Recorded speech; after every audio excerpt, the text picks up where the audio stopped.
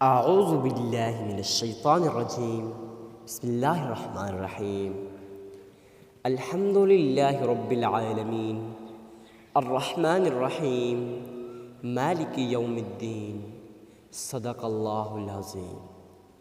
میں گواہی دیتا ہوں کہ اللہ ایک ہے اور وہی عبادت کے لائق ہے، اور وہ تمام مخلوق کا پالنے والا خالق، مالک اور رازق بھی ہے۔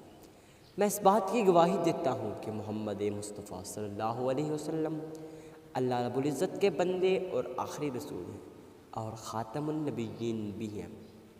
معزز سامعین کرام، آج ہم آپ کے سامنے نہایت ہی مجرب جمعرات آ گئی، دولت والی جمعرات آ گئی۔ یقین مانے ایسا دن آ گیا جس دن کا بہت زیادہ انتظار تھا، بے دردی سے انتظار تھا کہ کب وہ جمعرات آئے گی جس جمعرات کو ہم یہ وظیفہ پڑھیں گے تو ہمارے حالات بدل جائیں گے، ہمارے نصیب اور مقدر کے بند تالے کھل جائیں گے، ہماری تمام حاجتیں پوری ہو جائیں گی۔ تو مبارک ہو، وہ جمعرات آج آ گئی۔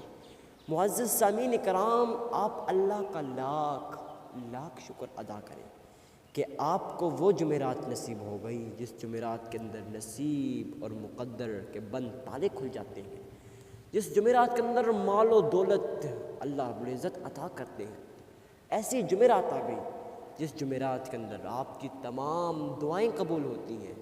تو معزز سامعین کرام، آپ لوگ بہت ہی خوش نصیب ہو۔ آپ لوگ اللہ کے آگے جتنا بھی شکر ادا کرو وہ کم ہے،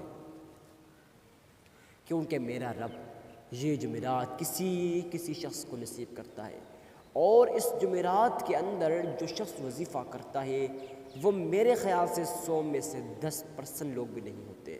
خوش نصیب وہ لوگ ہیں جو اس جمعرات کو یہ نایاب عمل کر لیتے ہیں۔ خوش نصیب ہے ان کی جو وہ ہے نا قسمت، تو اس پہ ناز کرنا چاہیے، اس پہ فخر کرنا چاہیے۔ کیوں فخر کرنا چاہیے؟ کہ بہت ہی زیادہ خوش نصیب ہے کہ جن کو دولت والی نصیب اور مقدر کے بند تالوں کو کھولنے والی جمعرات نصیب ہو گئی۔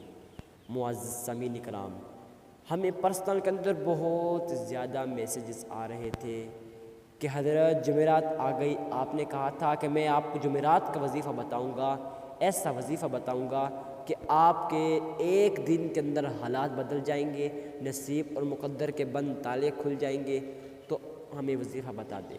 تو میں نے سوچا کہ آپ کو بتاتا ہوں، مگر ایسا کرتا ہوں کہ میں ویڈیو اپلوڈ کر لیتا ہوں، اور تاکہ وہ میرے تمام ناظرین، میرے تمام آڈینس سن سکے اور سب کو فائدہ ہو سکے۔ معزز سامعین کرام، میں نے ان کو یہ بات کہی کہ بھائی آپ کو جمعرات کے بارے میں آگاہ کس نے کیا؟ تو انہوں نے کہا حضرت آپ نے ہی ایک ویڈیو میں بتایا تھا کہ کچھ ہی دنوں بعد وہ جمعرات آنے والی ہے جس جمعرات کے اندر نصیب اور مقدر کے بند تالے کھل جاتے ہیں۔ وہ قریب ہی جمعرات آنے والی ہے جس جمعرات کے اندر آپ کی تمام حاجتیں قبول ہونے والی ہیں، آپ کی تمام مشکلات حل ہونے والی ہیں، آپ کی تمام مصیبتیں حل ہونے والی ہیں۔ مال و دولت کے پریشان لوگ آج فائدہ اٹھائیں، اس سے سنہری موقع میرے خیال سے اور کوئی نہیں، شاید آپ کے خیال سے کوئی ہو۔ تو معزز سامعین کرام، میں نے پوچھا آپ نے اچھا اس ویڈیو سے سنا؟ تو جی ہاں۔ انہوں نے کہا کہ حضرت ہمیں وظیفہ بتائیں، کافی زیادہ ایک شخص رو رو کے پوچھ رہا تھا میں بہت ہی پریشان ہوں، میں بہت ہی مشکلات کے اندر پھنسا ہوا ہوں، مجھ پہ مصیبتیں ہی مصیبتیں ہیں، عید گزر گئی لیکن میرے پہ مصیبتیں ہی مصیبتیں ہیں۔ میں نے کہا عید اچھی گزری؟ کہا کیا عید ہوگی کہ مصیبتوں کے اندر گرا ہوا ہوں، اتنا میرے پہ قرض کا بوجھ ہے، اتنا قرض کے بوجھ تلے دبا ہوا ہوں کہ لوگوں کی جب باتیں یاد آتی ہیں تو میں رو پڑتا ہوں۔ معزز سامعین کرام، وہ شخص رو رو کے پوچھ رہا تھا حضرت وظیفہ بتا دیں، وظیفے کر کے تھک گیا، وظیفے قبول نہیں ہوتے، مجھ بیچارے کے وظیفے قبول نہیں ہوتے، پتہ نہیں اللہ میری کیوں نہیں سنتا۔ تو میں نے کہا بھائی ایسی بات نہیں ہے، آج اس جمعرات کو جو شخص ایمانداری کے ساتھ، سچے دل کے ساتھ، اخلاص سے نیت کے ساتھ، خلوص سے نیت کے ساتھ یہ وظیفہ کر لے، یقین جانے نصیب اور مقدر کے بند تالے کھلتے ہوئے آپ دیکھیں گے۔ معجزات اپنی آنکھوں سے خود دیکھ لینا کہ آپ کے ساتھ کیا ہونے والا ہے۔ معزز سامعین کرام، شروع کرتے ہیں آج کے اس نایاب وظیفہ کو۔ آپ نے سب سے پہلے اللہ کی حضور صدقہ دینا ہے۔ میں ہر ویڈیو میں کہتا ہوں صدقہ اخلاص کے ساتھ دیں، خلوص نیت کے ساتھ دیں۔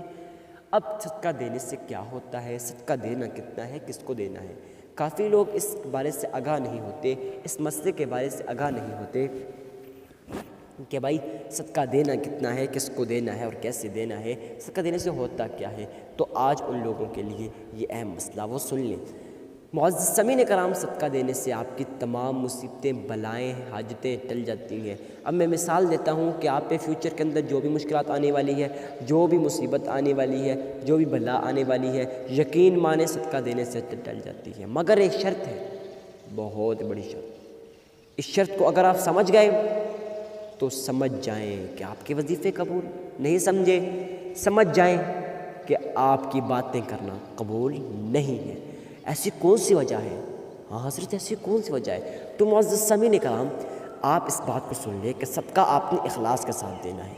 اب اخلاص کے ساتھ دینے یا نہ دینے سے کیا ہوتا ہے؟ تو میرے اللہ قرآن کریم فرقان حمید کے اندر ارشاد فرماتے ہیں، جو شخص اللہ کی رضا کی خاطر، خالصتاً اللہ کی رضا کی خاطر ایک کھجور کا دانہ دے دے، ایک کھجور کا دانہ، اب اس کی کیا پرائس ہے یار ایک کھجور کے دانے کی؟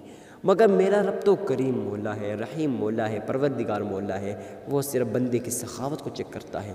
اگر آپ ایک کھجور کا دانہ اخلاص کے ساتھ دیں، یقین جانیں، یقین مانیں کہ آپ کی میرا رب احد کے پہاڑوں جتنا اجر و ثواب عطا کرے گا۔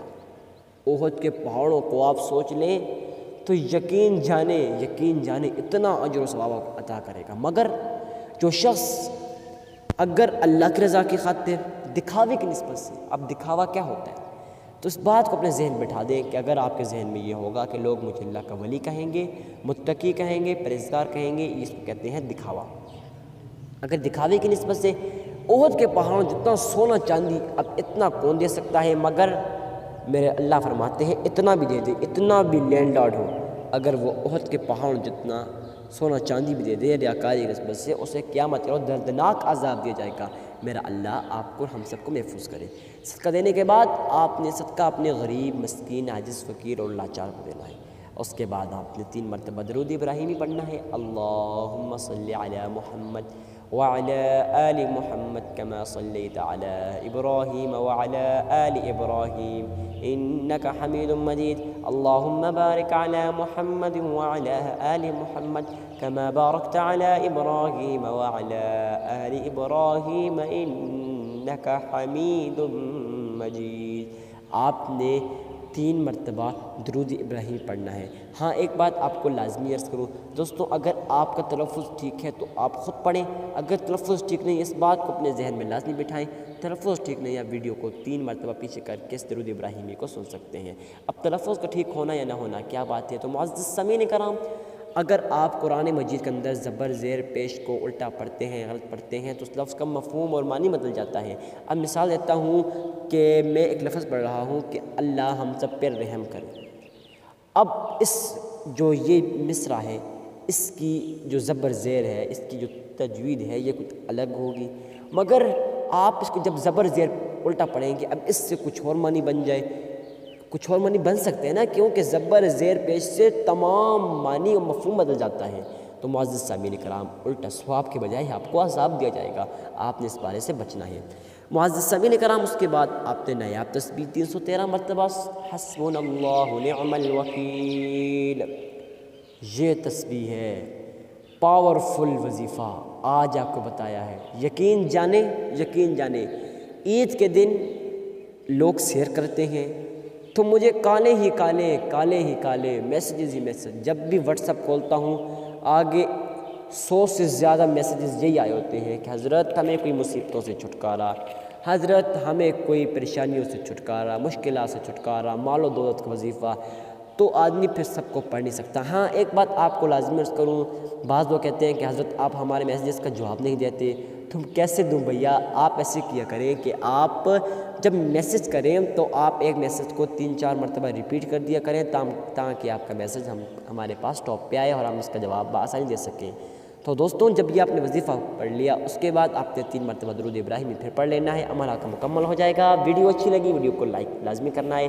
اب لائک کرنے سے کیا ہوگا کہ یہ ویڈیو آپ کے پاس پرائیویٹ کے اندر پڑی رہے گی، لائبریری کے اندر جائیں گے وہاں پرائیویٹ کے اندر سے آپ اس ویڈیو کو دیکھ سکیں گے، جب بھی اس وظیفے کی ضرورت پڑے تو آپ کے پاس سیو ہوگی۔ دوستوں ویڈیو کو ثواب کی نیت سے صدقہ جاریہ سمجھ کر شیئر کرنا مت بھولیے گا۔ والسلام۔